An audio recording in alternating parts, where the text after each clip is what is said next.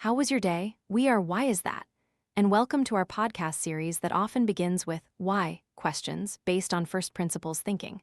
This approach offers you diverse perspectives on many different issues in life, helping you cultivate a truly vibrant spirit. Lately, our podcasts less frequently start with a why question, but have you noticed something? After each episode, you can still find an answer to some question in your head. The why question no longer just opens an episode to guide you to a specific query. It appears in the middle, at the end, or even runs throughout the entire episode.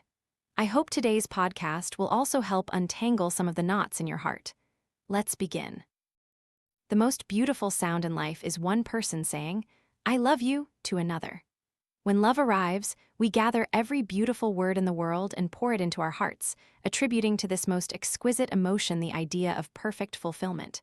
But later, we realize that love also brings endless sorrow, because to love is to die a little inside. People will come and go in life. Before ending a relationship, one must surely have endured very long pains, pent-up emotions, and mounting conflicts when communication ceases. That's when they choose to walk away from each other. A relationship truly ends when two people stop communicating. Tell me, during those days of no contact, will we ultimately miss each other even more, or have we already forgotten each other? I once wondered if I miss someone too much, how would the universe send my longing to them? Perhaps through dreams. What is longing? Just reading the word miss might already bring someone's image to your mind. Longing has no shape, no scent, and no way to be measured. But for me, within that longing, there is everything. Eyes, a silhouette, a laugh, the scent of summer, and the taste of tears. All humans experience longing, have missed, and will miss even more throughout their lives. These longings follow us through the years. Why is it that someone with a goldfish brain, who forgets everything from keys to phones to glasses, can precisely remember every second, every minute of a birth date or milestone connected to a particular person? It's similar to when a familiar melody plays somewhere. We can hum the entire lyrics, but when asked for the song's name, we fumble, having to recall the chorus to jog our memory. When you recall a few lines from a song, notice that something else seems to be happening. Old memories of the place and time you first heard that song are repainted in your mind. Music preserves memories, just as music can bring memories to life. The lyrics, especially the melody you're currently hearing, connect with past music, summoning those memories and blending them with the present. Sometimes we like and remember a song not because it sounds great, but because its lyrics perfectly mirror our own feelings. Some music fills our ears and brings immediate joy, but when it touches our hearts, it transforms into blue sorrows. In happy times, what we perceive is the music, but in sad times, we begin to understand the lyrics. A neuroscientist suggests that memory doesn't have a fixed abode. It can travel everywhere, especially to places related to smell and taste. People often think these two senses play only a secondary role in memory formation, but in reality, they hold an extremely important function compared to visual and auditory memory.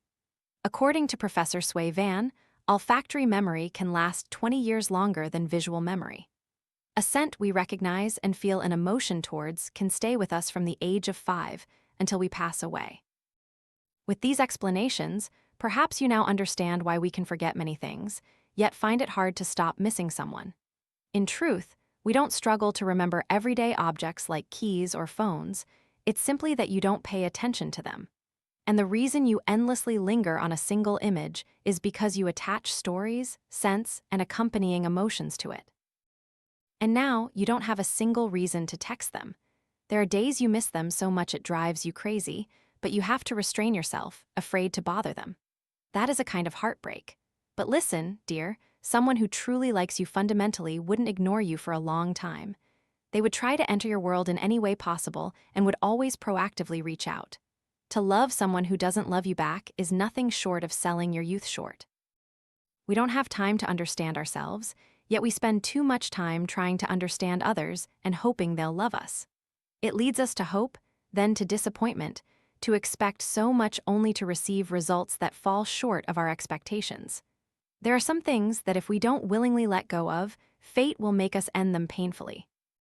My teacher once said that no matter what, people will eventually part ways. People will come and go in your life. Perhaps you will feel regret, but ultimately you will understand the reasons for their departure. Those reasons will help you cherish everyone who may become close to you later. It turns out, if destined 1,000 miles apart, we meet. If not face to face, we don't. If there's destiny, even thousands of miles away, you'll meet. If there's no destiny, even face to face, you won't. Humans living in this world seem to have their paths predetermined. At a certain point, who they meet and what happens are already set. Everyone who appears in your life plays a specific role. Perhaps their role isn't to walk with you to the end of the road, but merely to help you understand a certain truth. Every encounter is meaningful. Can one forget a person? Is a question asked by those who cannot yet forget.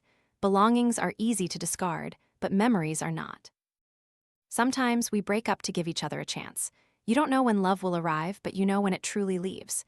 If you're brave enough to say goodbye, life will reward you with a new beginning. Let them go and let yourself find peace. Breakups and heartbreak make you feel like you don't want to believe in love anymore.